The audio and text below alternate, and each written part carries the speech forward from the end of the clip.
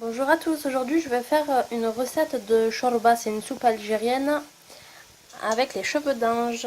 Alors pour cela il va vous falloir un oignon coupé finement, un morceau d'agneau. Normalement il faut du céleri mais j'en ai plus alors je vais mettre un navet, une carotte. Une carotte, il faut une courgette aussi, des cheveux d'ange, de la coriandre ciselée, 2 cuillères à café de tomates concentrées, des pois chiches. Dans la cocotte, je mets mon morceau d'agneau. Je mets un filet d'huile. Vous pouvez mettre de l'huile d'olive. Mon oignon et les légumes. Dans la cocotte, j'ai mis l'oignon, le navet, la carotte. En fait, j'ai tout mis. Et là, je vais ajouter la tomate que j'ai mixée. Voilà la tomate. Et après, je vais ajouter 2 cuillères à café de tomates concentrées. Voilà, les épices, je vais mettre du sel et du poivre. Et un petit peu de safran. C'est un tout petit peu, pas beaucoup. Normalement, il n'en faut pas.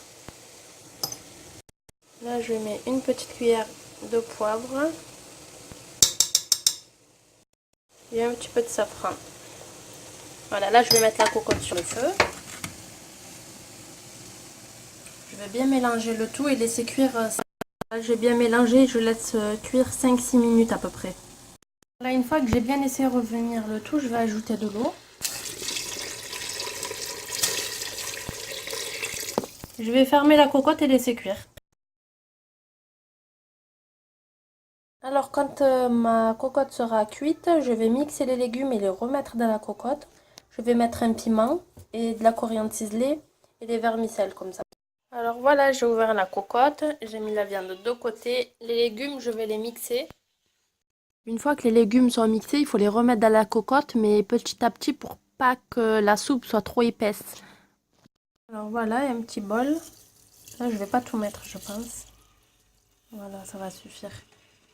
Voilà, je mets le piment.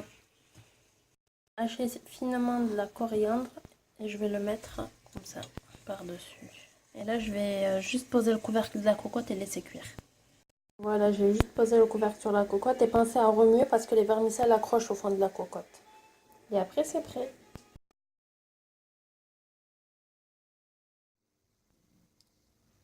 Et voilà la chorba d'hier que j'ai pas eu le temps de poster. Je mets la recette tout à l'heure sur YouTube, Safia Cuisine.